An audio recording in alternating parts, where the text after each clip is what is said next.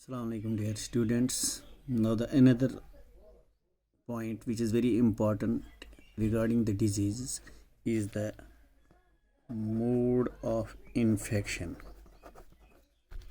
or mode of transmission rather. Mode of transmission. Mode of transmission means that how these disease causing agents are transmitted from patients to healthy persons or some sources, reservoirs to a person who gets infected, right?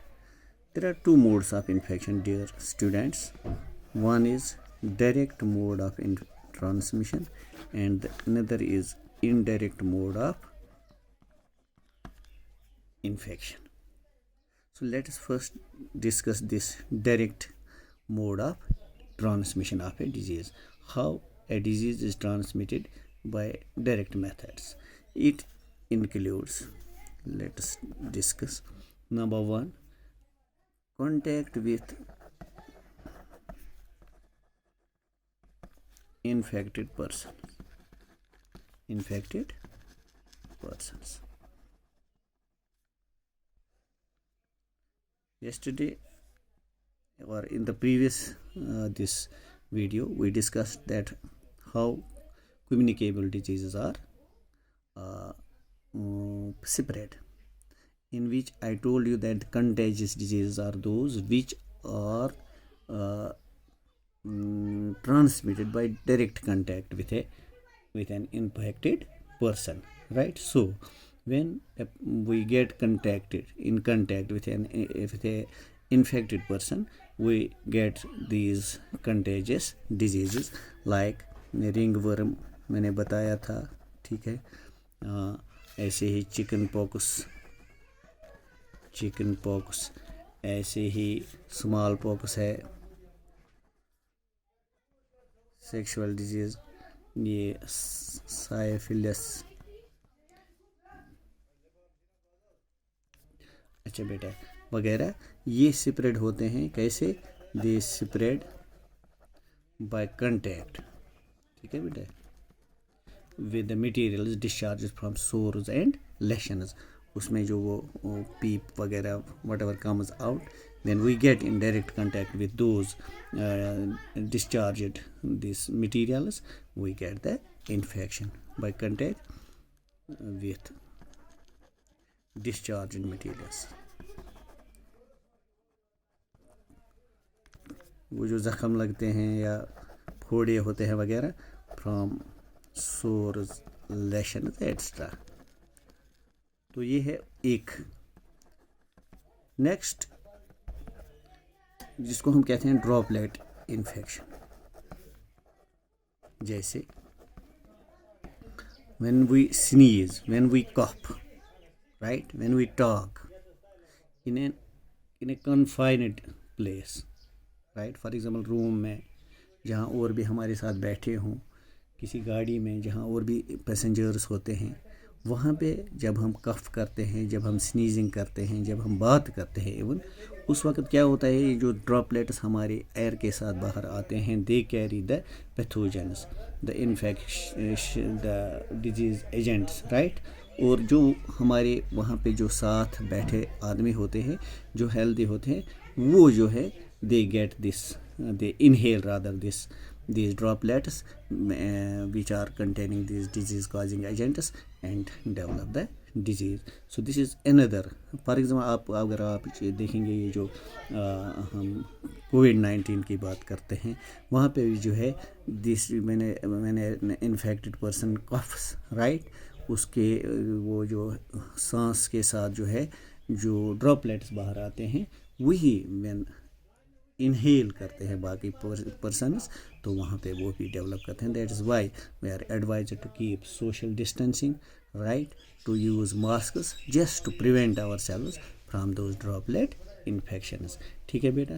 तो यहाँ पे जो है कुछ इन जो हम देखेंगे confined places में, ठीक है ना, वहाँ पे जैसे रूम है, जैसे बस है, ठीक है ना, थिएटर है, कोई और जगह है, जहाँ पे बहुत सारे लोग बैठे हुए होते हैं, ठीक है, तो वहाँ पे जब कोई कफ करता है, स्नीजिंग करता है, ठीक वगैरह, तो उसके जो वो क्या कहते हैं, वो जो थ्रू आउट करता है टाइनी ड्रॉपलेट्स, ठीक है ना, ये जो ड्रॉपलेट्स जो विच कम आउट, यही इसमें क्या होता है, इसी में होते हैं पैथोजेंस। जब ये पैथोजेंस, ये ड्रॉपलेट्स इनहेल करता है, when inhaled by a healthy person, तो वो डेवलप करता है infection, right. So this is another mode. इसी तरह से इसमें जो है हम फॉर एग्ज़ाम्पल कॉमन कोल्ड की बात करेंगे। इसमें कॉमन कोल्ड, ठीक है ना, ठीक है, ट्यूबरकुलोसिस, इसमें ये कोविड-19, ठीक है, एट्सेट्रा, ऐसी बीमारियां हैं जो इस ड्रॉपलेट इन्फेक्शन के ज़रिए से फैलते हैं। इसी तरह से जो है और एक मेथड है कांटेक्ट विथ सॉइल। आपको बेटा पता होगा, जब किसी को ज़ख़म लगता है किसी गंदी चीज़ से, जैसे रस्टेड नेल होगा या कहीं वो ज़मीन पे काम कर रहा होगा, वहाँ पे जो है he is advise to take the tetanus injection. क्यों? इससे जो है एक बीमारी होती है टेटनस, ठीक है, या ब्लड पॉइजनिंग होती है। कब ये होती है? ये बेटा कुछ बैक्टीरिया की वजह से, इसका कॉजेटिव एजेंट है कुछ बैक्टीरिया, वो बैक्टीरिया मौजूद होते हैं इन सॉइल, ठीक। जब in case of injury when you or in contact with the soil, at times you can get these bacteria which may cause these diseases, tetanus or blood poisoning। and यही वजह है कि ये जो injuries होते हैं, जब वुंड्स होते हैं, they are to be cleaned, right. तो उनको जो है ये क्या कहते हैं इसको, कोई भी इंसेक्टिसाइड सोल्यूशन जो होता है उससे जो है, या जर्मिसाइडल सोल्यूशन जो होता है उससे हम उसको वॉश कर, जैसे डिटॉल या बेटाडीन वगैरह, ठीक है ना। तो just to keep those clean, just to keep those injury wounded portions away from this infection which are spread through these bacteria, right। इसी तरह से और एक मेथड है ट्रांसमिशन का, एनिमल बाइट्स बहुत आम है। अगर कुत्ता किसी को काटता है या फॉक्स किसी को काटता है, उससे जो है एक ज़बरदस्त वो डिजीज़ होती है एक वायरस के ज़रिए, जैसे वायरस ऑफ रेबीज़, ठीक है ना बेटा, या हाइड्रोफोबिया, ठीक है। इसी तरह से और एक मोड ऑफ ट्रांसमिशन है डायरेक्ट ट्रांसमिशन का, वो थ्रू प्लेसेंटा।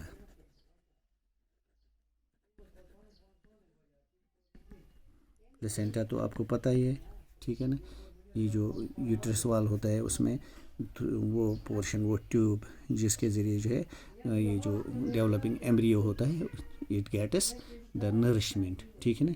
इसमें कभी कभी क्या होता है, ये वायरस ऑफ जर्मन मीजल्स या बैक्टीरिया ऑफ साइफिलिस इंटर होते हैं प्लेसेंटा में इंजरी की वजह से या एज के दौरान कभी भी, तो यही बैक्टीरिया जो है it is then passed to foetus. For example है, इसमें क्या होता है, वायरस ऑफ जर्मन मीजल्स, ठीक है, या बैक्टीरिया होता है of syphilis.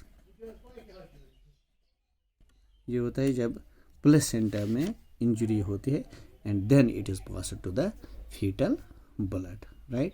and the next we'll be discussing is the indirect mode of infection। तो indirect mode of infection में बेटा हम जानते हैं कि इसमें जो फैक्टर्स रिस्पॉन्सिबल होते हैं, just I will be telling you. इसमें जो है दूसरा हमने indirect mode of transmission, of a disease. This is very easy. इसमें बेटा क्या होता है, इनएनिमेट ऑब्जेक्ट्स आते हैं इसमें जो ट्रांसमिट करते हैं इसको इनएनिमेट ऑब्जेक्ट्स, जिसमें जो है उनको हम व्हीकल्स भी कहते हैं।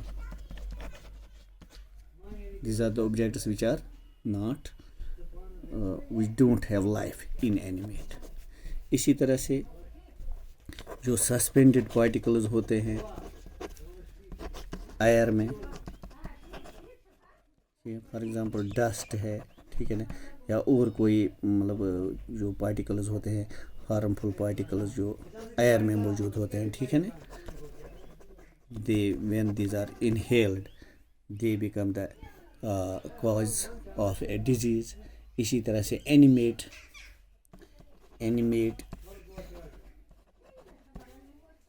इंटरमीडियरीज जिनको हम वेक्टर्स कहते हैं, है ना बेटा। फॉर एग्जांपल ये जो हम मक्खियाँ होती हैं हाउस फ्लाइज, आपको पता ही है, वो इनको आर्थ्रोपॉड वेक्टर्स भी कहते हैं। वो कैरी करते हैं डिफरेंट जो है ये जो पैथोजेंस को, उनको फिर जो वहाँ पे जो रिजर्वायर उनका होता है वहाँ से लेके इनको ये ट्रांसमिट करते हैं टू वाटर टू फूड, जब हम वो कंज्यूम करते हैं and we develop the disease. इसमें एक्चुअली ये ट्रांसफ़र ऑफ इन्फेक्शन जो है इनडायरेक्ट मोड में, ये ट्रांसफ़र ऑफ इन्फेक्शन यहाँ पे होती है, transfer of infection occurs from a reservoir वो जगह जहाँ पे ये डिजीज़ कॉजिंग एजेंट्स पल रहे हों, ठीक है ना, टू ए होस्ट, ठीक है, होस्ट हुआ है जो शिकार होता है उनका बाद में, राइट। तो इसमें आपको जो है जैसे हाउस फ्लाई की बात ही हम करेंगे यहाँ पे। हाउस फ्लाइज वो कैरी करते हैं रिजर्वायर्स से ये पैथोजेंस डिजीज़ कॉजिंग एजेंट्स, और इनको ट्रांसफ़र फिर करते हैं to our food materials and water etcetera. उससे जो है बहुत सारी ख़तरनाक डिजीज़ होती है, फॉर एग्जांपल कॉलरा है, ठीक है ना, टाइफाइड है, ये वो डिजीज़ हैं जो लग सकती हैं इनकी वजह से। इसी तरह से डिसेंट्री है, ठीक है ना, डिसेंट्री है, ट्यूबरकुलोसिस है, अल्लाह बचाए, और बहुत सारी ऐसी डिजीज़ है, ठीक है ना। ये एक्चुअली जो है हाउस फ्लाई, ये जो ये डिजीज़ कॉजिंग जो ख़ासकर जो इंटेस्टाइनल इन्फेक्शन में जो ये डिजीज़ कॉजिंग पैरासाइट्स होते हैं, these are present in the faeces. जब ये फीसेस ओपन में करते हैं, फिर उस पर जब ये फ्लाइज बैठती हैं तो वो इन कॉजिटिव एजेंट्स को, पैथोजेंस को कैरी करके फिर फूड में ट्रांसफ़र करते हैं या वाटर में ट्रांसफ़र करते हैं। वही जब फिर कंज्यूम किया जाता है तो द डिजीज़ इज़ ट्रांसमिटेड। तो ये फीकल मैटर से इसको ट्रांसफ़र करते हैं, ठीक है ना। तो इसके बाद जो है बेटा in next video we will be discussing the preventive measures regarding disease, और उसके बाद हम कुछ डिजीज़ जो है इन डिटेल पढ़ेंगे। अस्सलाम वालेकुम।